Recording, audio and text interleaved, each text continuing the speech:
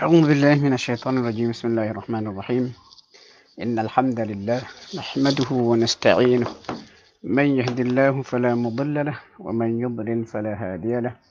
أشهد أن لا إله إلا الله وحده لا شريك له وأشهد أن محمدا عبده ورسوله. السلام عليكم ورحمة الله وبركاته. Alhamdulillah, kita bertemu secara live sekarang dalam satu program baharu yang diperkenalkan oleh Mursyid ataupun Multaqa Asatidah dan Doa Malaysia. Dan saya Abdullah Bukhari bin Abdul Rahim selaku Presiden pada NGO Mursyid ini akan memulakan sesi pada hari ini. Itu sesi tazkirah pendek, tak lama, 20 minit saja sebab kita tahu tuan-tuan semua sibuk ni lunch hour ni, nak keluar makan, salat zuhur lagi dan sebagainya. Dan insya-Allah kita akan ambil masa tuan-tuan sekadar 20 minit sahaja untuk membuat perkongsian ilmu. Biar sedikit tetapi lekat. Itu antara matlamat kami. Dan insya-Allah untuk sesi saya minggu ini dan juga minggu-minggu ke depan kita akan sentiasa keluarkan maklumat, iklan dan sebagainya.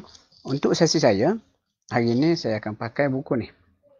Buku Perang Gerila dengan Syaitan. Ini buku saya yang terbit semasa selepas PKP yang pertama.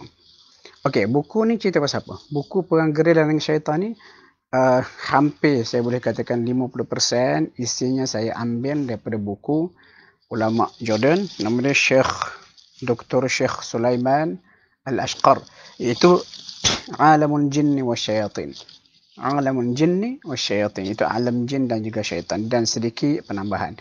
Dan bukunya asalnya adalah siri kuliah saya di Masjid Ibn Sina, Taman Tasik, Titiwangsa, Kuala Lumpur. Ini cerita lama dah. Dan buku ni asalnya nama dia Ayat-Ayat Syaitan.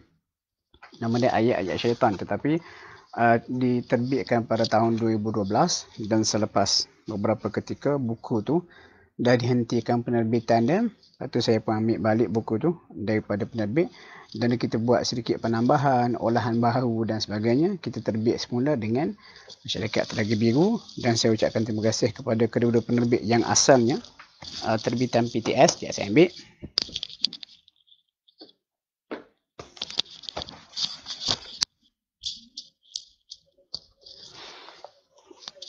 Okey tuan-tuan, ini buku yang asal. Tajuk dia Ayat-Ayat Syaitan, Membongkar Rahsia Jin, Iblis dalam Al-Quran. Kemudian selepas kita ambil ni, terbitkan semula dengan judul yang baharu dengan sedikit penambahan, iaitu nama dia Perang Gerila dengan Syaitan. Soalan dia, kenapa kita kata Perang Gerila dengan Syaitan? Dia berdasarkan ayat dalam surah Al-A'raf. Itu tuan-tuan boleh tengok pada bahagian sini. Atas buku ni, bawah nama saya itu ada kecil. Itu daripada surah Al-A'raf, surah yang ke-7. Allah Ta'ala cerita bagaimana hubungan kita dengan syaitan.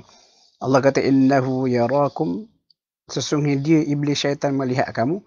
Huwa, dia, wa qabiluhu, dan juga puak-puak ataupun keturunan kabilahnya, min haitsu la tarawnahum, dalam keadaan kamu tidak dapat melihat mereka. Jadi apabila kita tidak dapat melihat jin ataupun syaitan, ternyata perang ini kita boleh katakan sebagai perang yang berat sebelah.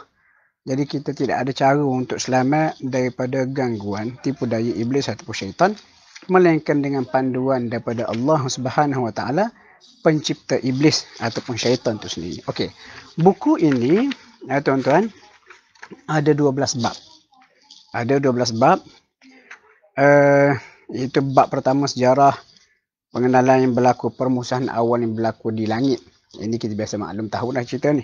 Kemudian bab kedua pengenalan ringkas mengenai jin, iblis dan juga syaitan. Nanti asal-usul jin, 3 golongan jin, lepas persamaan antara jin dan manusia, jin dan UFO. Ini menarik.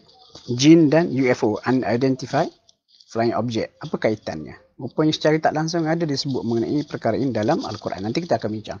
Jauh dari perjalanan kita, insya-Allah. Tuan-tuan, kalau tidak ada aral, kita jumpa setiap minggu.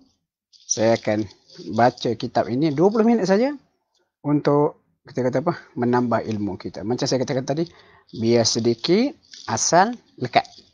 Daripada banyak, akhirnya kita tak tahu kita nak amalkan apa. Okey. Bab yang ketiga, kelebihan dan juga kelemahan jin dan juga syaitan. Lepas tu bab yang keempat, ini menarik. Ini sangat menarik. Rasul dan juga sahabat Nabi dalam kalangan jin. Ada ke tidak? Ada. Ada. Kemudian yang kelima, bab yang kelima, adakah jin boleh ditangkap? Ini kita cerita Melayu lah. Jin ditangkap, masuk dalam botol, ada dibuang ke laut. Boleh ke tidak benda tu?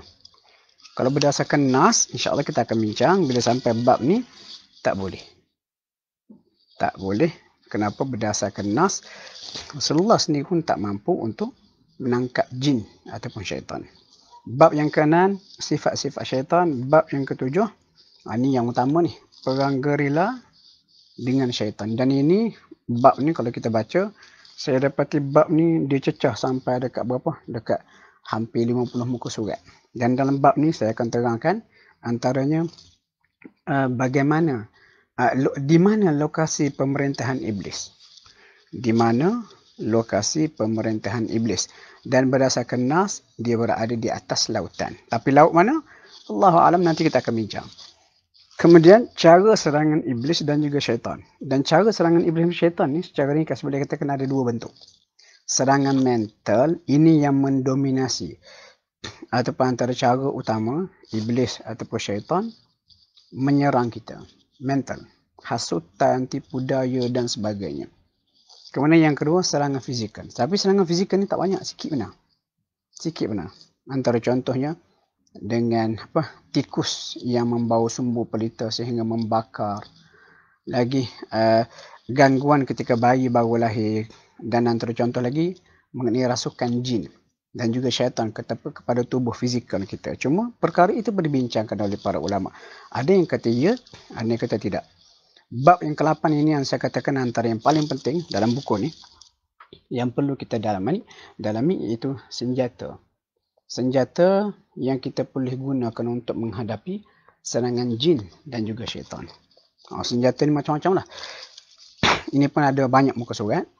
Dan senjata-senjata ini saya ekstrak, saya ambil daripada Al-Quran dan juga Sunnah. Al-Quran dan juga Sunnah yang mana ia sangat berguna untuk kita. Kemudian bab yang ke-9, benarkah sebaik-baik jin sejahat-jahat manusia? Itu biasa popular dalam kalangan orang Melayu. Jawapan mudah, saya kata tak betul. Dan bila sampai bab ni, bab 9 nanti, kita akan bincang hujahnya, logik-logiknya, nasnya yang menafikan perkara ini. Itu bab yang ke-10. Tajuk dia, begini rupanya lintasan syaitan. Ini antara penambahan yang saya buat setelah saya terbitkan semula buku ni. Begini rupanya lintasan syaitan. Saya cerita pengalaman saya bagaimana pernah dihasut oleh syaitan untuk ambil duit sumbangan. Untuk ambil duit sumbangan yang kita kutip untuk pelajar kita, pelajar UAA. Bila orang bagi sampai 6,000, tiba-tiba terlintas, suruh ambil. Jadi setelah berlaku peristiwa itu, barulah saya faham. Oh, begini rupanya lintasan syaitan. Dan sebab itulah kita kena belajar selok-belok tipu daya syaitan supaya kita boleh menjaga diri kita daripada tipu. Yang ke-11. Bab ke-11.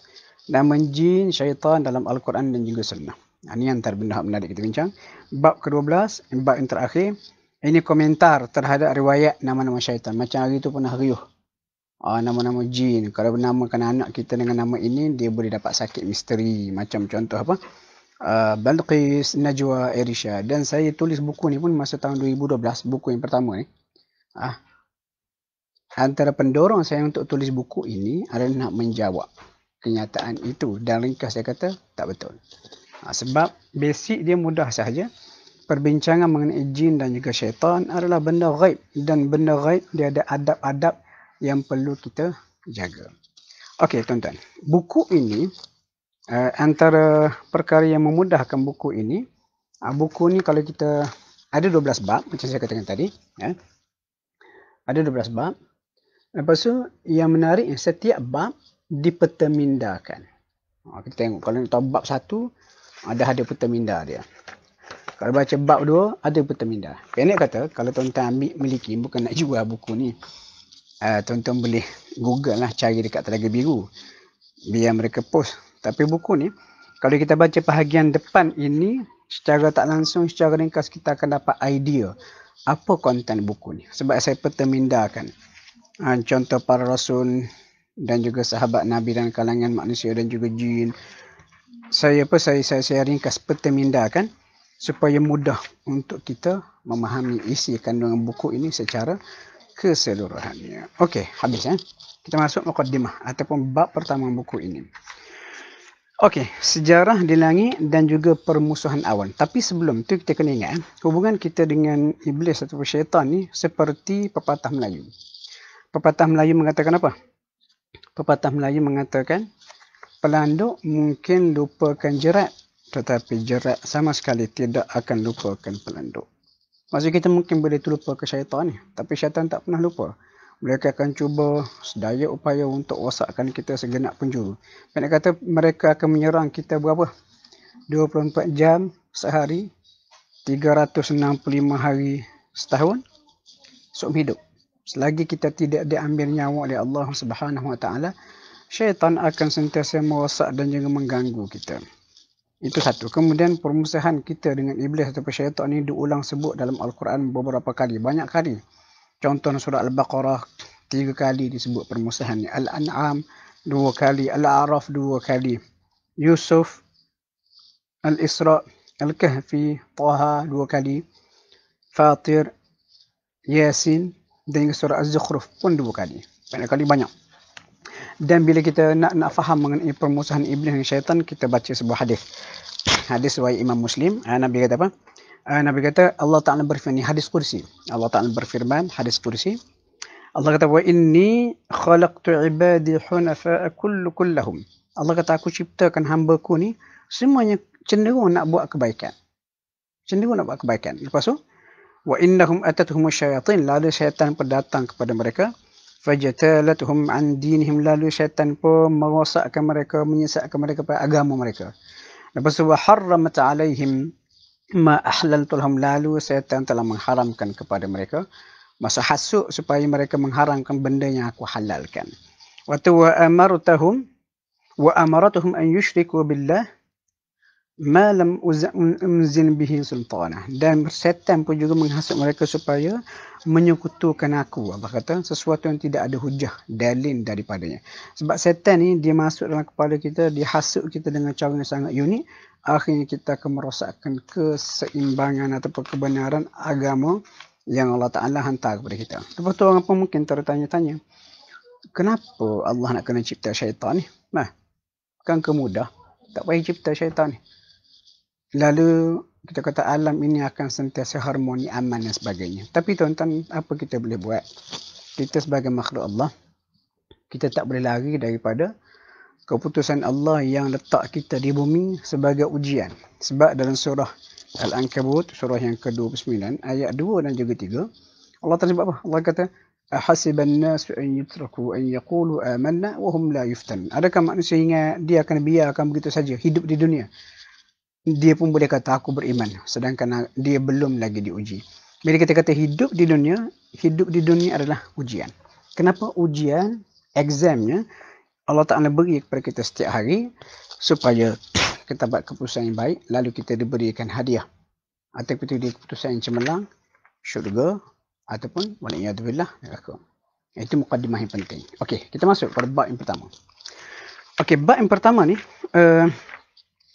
Allah Ta'ala cerita, saya sebut mengenai permusuhan pertama yang berlaku di langit. Dan kita tahu permusuhan berlaku antara iblis, bapa kepada bangsa jin, dan juga Adam alaihissalam, bapa manusia, adalah permusuhan purba seawal kewujudan spesies manusia. Manusia dijadikan Tuhan, ada dah permusuhan ini. Kemudian menurut sebuah riwayat, ini disebut dalam tafsir At-Tabari. Tafsir At-Tabari, Abdullah bin Abbas, dia kata apa? Sebelum Allah mencipta Adam, bumi ini tuan-tuan didiami oleh jin. Jin banyak melakukan kerosakan di bumi, bergaduh, pertumpahan darah. Lalu Allah Ta'ala pun mengutuskan iblis. Masa ni iblis, kita kata dalam kem malaikat lagi lah, untuk memerangi dan mengusir ke semua jin ini ke kawasan pergunungan, pulau-pulau dan juga lautan. Pengusiran ini sebenarnya satu proses pengosongan bumi sebelum diganti oleh generasi manusia. Ini apa yang disebut oleh oleh kita kata para ulama tafsir lah.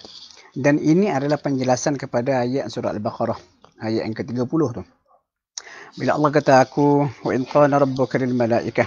Ingat bila Allah Ta'ala berkata kepada para malaikat, inni ja'ilun fil ardi khalifah. Aku nak jadikan di muka bumi khalifah, pengganti yang bertugas memakmurkan bumi, iaitu manusia. Lalu malaikat pun tanya soalan. Ayat ni saya tak nak ulas panjang sebab terlalu biasa kita dengar. Okey, kemudian ini soalan yang bagus. Bila Allah Ta'ala kata aku nak jadikan di bumi manusia sebagai khalifah, lepas tu kita perhati ayat ni malaikat kata apa? Ataj'alu fiha man yufsidu fiha wa yasfiku ad-dima'. Adakah patut kamu jadikan di muka bumi sejenis makhluk yang akan menumpahkan darah dan juga melakukan kerosakan? Jadi soalan yang bagus. Soalan yang bagus. Kalau sekiranya Adam itu adalah manusia pertama yang Allah Ta'ala cipta, bagaimana malaikat ni boleh tahu? Bagaimana malaikat boleh tahu? Contoh mudah lah, kita kata contoh mudah. Pro 2 nak keluarkan sebuah kenderaan baru. Dia kata kami akan keluarkan Pro 2 Ativa. SUV pertama Pro 2 yang compact. Tiba-tiba kita kata mekanik satu Malaysia komen. Dia kata sepatutnya Pro 2 tak boleh keluarkan Ativa sebab Ativa ni bermasalah. Selalu orang aksiden. Jadi kita hak dengar kita pun pelik lah. Setahu saya Ativa ni baru nak keluar aje ni. Tetapi tiba-tiba semua mekanik di seluruh Malaysia ni komen, jangan keluarkan. Sama juga kalau Adam itu manusia pertama yang nak dilantik sebagai khalifah, bagaimana malaikat tiba-tiba boleh tanya? Tanya macam tu, dia kata, ataj'alu fiha man yufsidu fiha wa yasfiku ad-dima'. Patutkah? Adakah patut kamu nak cipta sejenis makhluk manusia yang akan melakukan kerosakan, menumpahkan darah? Jadi dia kata bujuk persoalan. Bagaimana malaikat tahu sikap manusia yang dikatakan suka menumpahkan darah dan melakukan kerosakan? Walhal Nabi Adam selaku manusia pertama belum dicipta lagi pada waktu itu. Oleh itu terdapat beberapa pandangan. Orang kata betul ke Adam ni first human being, human species. Okey, para malaikat dia ni pandang, ada berapa pandangan saya bawa, ada sampai 5 pandangan. Malaikat Adam tak dicipta lagi. Adam manusia pertama, tetapi malaikat mengkiaskan, mengandaikan sifat Adam sama seperti jin. Sebab jin dengan manusia kalau berdasarkan knowledge mereka, Allah Ta'ala cipta dengan akal dan juga nafsu. Dan biasa makhluk yang bernafsu akan melakukan kerosakan dan juga menumpahkan darah seperti yang pernah berlaku kepada bangsa jin. Itu pandangan yang pertama. Yang kedua, kenapa malaikat soalan kita? Sebab malaikat tahu hanya mereka sahaja yang dicipta tanpa nafsu. Lalu mereka risau selain pada manusia akan menumpahkan darah. Okey, kemudian pandangan yang berikutnya, ini interesting. Dia kata apa? Saya ringkaskan. Sudah wujud spesies manusia di bumi sebelum penciptaan Adam. Macam mana tu?